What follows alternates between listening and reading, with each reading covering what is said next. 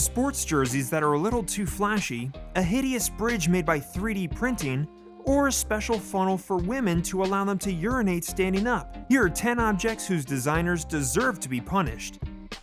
Here is the strangest and most unusual military helicopter you will ever see. This oddly shaped prototype is a Boeing Virtol 235, a propeller-driven aircraft that came out of the factories of the aircraft manufacturer Boeing. During the Cold War era, the US Air Force was looking to develop an attack helicopter that would be even more powerful than the AH-1 Cobra. A series of prototypes were then developed by the aeronautical industry, including the famous Virtol 235. With its bizarre lines and design that was anything but traditional, this helicopter was intended to be a futuristic, high-performance aircraft model. The Virtol 235 relied on an innovative cockpit configuration, with the pilot and gunner sitting side by side, not one behind the other. This configuration certainly offered many advantages over traditional attack helicopters, such as an excellent field of view for the gunner. The aircraft also benefited from a much narrower and tapered fuselage, which made it more maneuverable while also making it more difficult to shoot down with a missile or rocket. But this rather revolutionary helicopter also had a flaw, which was not the least important, and which caused its production to never be launched. The Virtol 235 was rejected by the US Air Force when it was discovered that the turbine operating temperature did not meet US Air Force standards. This was a serious design flaw and one that could be paid for at a high price during operations on the front line. The project was thus relegated to oblivion, and the only existing model of this aircraft was most certainly unbolted and lost forever. It is often said that rich people have rather eccentric tastes, both in their clothing and in the design of their living rooms. And although tastes and colors are generally not debatable, it must be said that some are sorely lacking in good taste. Look at this bed in the shape of feet, with its big toes that we can smell from here, so much we imagine them smelly. And even if you cover yourself with big comforters, the stench will not cease to titillate your nostrils until you lose sleep. Of course, you can go wash your feet and do the same with your spouse. You can apply as many creams and body milks as you want, and you can even light dozens of scented candles and incense if you have the opportunity. But no matter what you do, the smell will persist, since it only exists in your imagination. Since you sleep on a giant foot-shaped bed, your sense of smell is playing tricks on you. Located in the historical region of Languedoc, the city of Montpellier is one of the most beautiful cities in France, and its proud inhabitants will certainly not tell you otherwise. The city is indeed full of splendid buildings and historical monuments, such as Bebeau Tower or the Pines Tower. And tourists can also admire architectural masterpieces, such as the sublime Saint-Clément Aqueduct or the magnificent Jacques Coeur Hotel. But as in any self-respecting metropolis, the city of Montpellier also has some ugly ducks in its urbanism. These hideous buildings are a source of revulsion for a large part of the population, and you will soon discover why. Look at this hideous triangular tower, which bears the name of the Triangle, and which was built with great pomp in 1970. This building is one of the tallest in the city of Montpellier, but also the ugliest according to its inhabitants, who see it as a filthy gray concrete wart. This other 17-story building, erected in 2019, is also not very popular with residents. This immaculately white tower with its balconies suspended in the air is called the White Tree. But if the idea seemed good on the drawing board, the concrete result leaves much to be desired. But Montpellier's inhabitants can still console themselves with the rest of their magnificent city, with its many historical buildings much more pleasant to admire. The car industry has always given a great importance to design, since the first thing we notice about a car is obviously its shape and its exterior aesthetics. Car manufacturers have invested millions, even billions of dollars in design, recruiting the best designers and the greatest artists in the world. That's why the majority of the cars you see on the road have these clean lines and this racy aesthetic, and this as well on a sedan as on a city car or an SUV. But it must be said that sometimes designers are completely off the mark, and what seemed revolutionary and innovative on paper turns out to be a real fiasco.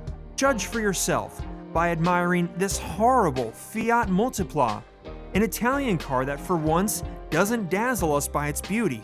This ugly compact MPV had a rather atypical design in order to distinguish it from the competition and to give it a unique visual identity. But as you can see, the Fiat Multipla looks more like a slice of rusk with peanut butter on it than a car. Its Donald Duck look didn't help the sales of this hideous car, since the Fiat Multipla was largely boycotted by buyers. What would you do if someone told you that you live in the ugliest house in the country? Well, for this Belgian couple, Paul and Francine, the answer is very simple. They are proud of it. Located in the town of Zonhoven, in the province of Limburg, this house, which has belonged to the old couple for more than 30 years, has indeed been elected the ugliest house in Belgium.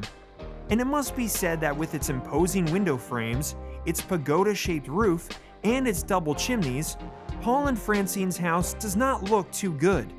The architect who built this house must have drawn his inspiration from Asian culture, probably Chinese or Japanese, which could explain this particular roof and this architectural layout.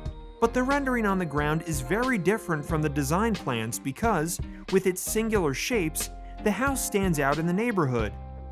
However, Paul and Francine are very happy to live in this house of horrors, and go figure. But they are even very proud that their house was elected the ugliest house in Belgium. Modern military aircraft are real little jewels of technology, and are also visually very beautiful and very attractive. It's true that you can't really call a warplane a sexy object, but it is enough to linger a little on the delicious and purified forms and curves of the fighter planes or bombers, like the F-22, the SR-71, or even the sublime Black Bird, to fall immediately under the charm. However, and no pun intended, not all military aircraft are hot. And there are some aircraft models that have resolutely lost the aeronautical beauty contest. Take a look at the ugly plane with its big nose sticking out, like the nose of a cartoon hound. This model is in fact a Boeing 707 equipped with the EL-M2075 Falcon active antenna radar system. Thanks to this gargantuan nose, the aircraft can quickly transform into a highly efficient airborne detection and command system, as well as radar control. This Boeing 707 Falcon is thus an aircraft that contributes enormously to the air superiority of an army. But as you can see, this is done at the expense of aesthetics and good taste. Still in the family of ugly and repulsive aircraft, here is the Vought V-173, aptly nicknamed Flying Pancake. This kind of flying pancake is indeed an American experimental plane, built during the Second World War, and which had for vocation to counteract the air superiority of the Luftwaffe. The German planes were indeed spreading terror in the European sky, and the American Army needed new and more efficient aircraft to fight against the terrible Messerschmitt and other formidable Junkers. The Vought V-173 was supposed to reverse the trend at the front, and despite its unorthodox design, the US Air Force had high hopes for it. But as soon as it made its maiden flight on November 23, 1942, the V-173 proved that it was just as bad at flying as it was at looking.